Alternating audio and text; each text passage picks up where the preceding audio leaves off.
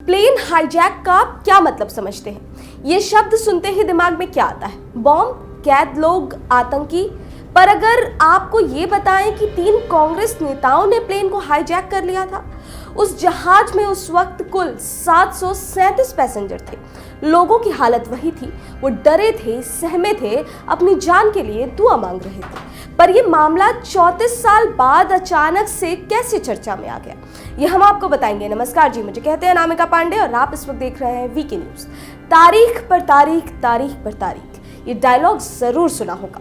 और ये dialogue air India विमान को हाईजैक करने के मामले पर बिल्कुल सटीक बैठता है। इतने बड़े मामले में 34 साल बीत गए, लेकिन आरोप तक तय नहीं हो पाया। बड़ा सवाल ये है कि अब तक आरोप ही नहीं तय हो पाया तो सुनवाई कब होगी और फैसला कब ही आएगा।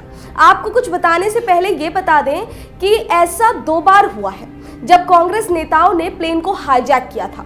एक बार 1978 में हुआ था और एक बार 1990 में। और अभी हम जिस हाईजैक की बात कर रहे हैं वो 1990 वाला है। दरअसल पिछले दिनों अदालत ने एक आरोपित बुधवार को अदालत में हाजिर हुआ। इसके बाद अदालत ने वारंट रिकॉल करके मामला आगे कार्रवाई के लिए शुरू कर दिया। पर अब सवाल ये है कि आखिर हुआ क्या था। तो आपको बता दें कि जनता दल की वीपी सरकार ने 1990 में मंडल कमीशन द्वारा जातीय आरक्षण का दांव चला था। इसके विरोध में देश भर उग्र विरोध प्रदर्शन हुआ था। सवर्ण वर्ग के लोगों ने आत्मदाह तक कर लिया था। इसी क्रम में 14 अगस्त 1990 को दिल्ली से कानपुर हुए खजुराहो जा रही एयर इंडिया की बोइंग 737 की फ्लाइट को 3 कांग्रेसी युवकों ने यूथ कांग्रेस के तत्कालीन अध्यक्ष Mohammad Tahir, Christ Church college के पूर्व अध्यक्ष राजेश सिंह और छात्र नेता रहे नव तिवारी उर्फ डब्बू, इन्होंने प्लेन को हाईजैक कर लिया था। कानपुर में लैंडिंग से ठीक पहले पान पराग के डिब्बों में बम बताकर उन्होंने विमान को हाईजैक कर लिया।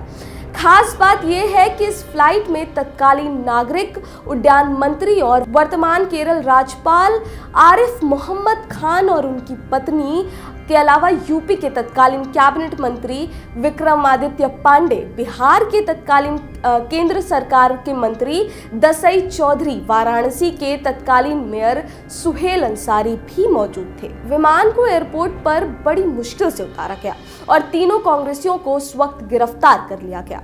तब जाकर पता चला कि पान पराग के डब्बे में तो कोई बम ही नहीं था।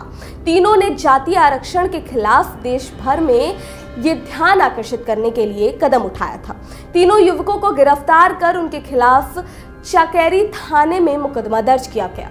दैनिक जागरण की रिपोर्ट में सामने आया था कि इस चर्चित मामले में अब तक अदालत से आरोप ही तय नहीं हो सका है, जबकि एक आरोपित मोहम्मद ताहिर की मृत्यु तक हो चुकी है।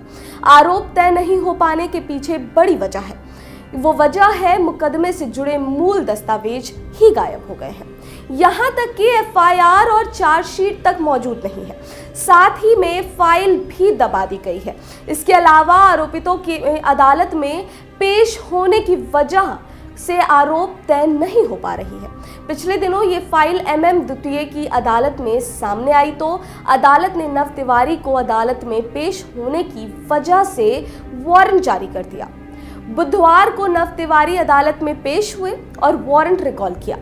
इस नए घटनाक्रम के बाद सालों में डंप पड़े मुकदमे में दोबारा तेजी आ गई। वहीं कांग्रेसी नेता नव तिवारी ने बताया कि उन्हें नहीं पता था कि अब तक अदालत में आरोपों को क्यों नहीं तय किया गया। अदालत में हाजिर होकर उन्होंने वारंट रिकॉल कराया। आगे न्यायिक प्रक्रिया में सहयोग देंगे ताकि मुकदमे में फैसला आ सके। फिलहाल के लिए इस खबर पर आप क्या कुछ कहेंगे, हमें कमेंट सेक्शन में जरूर बताएं और देखते रहें वीके न्यूज। धन्यवाद। वीके न्यूज उत्तर प्रदेश, उत्तराखंड, सच का सारथी।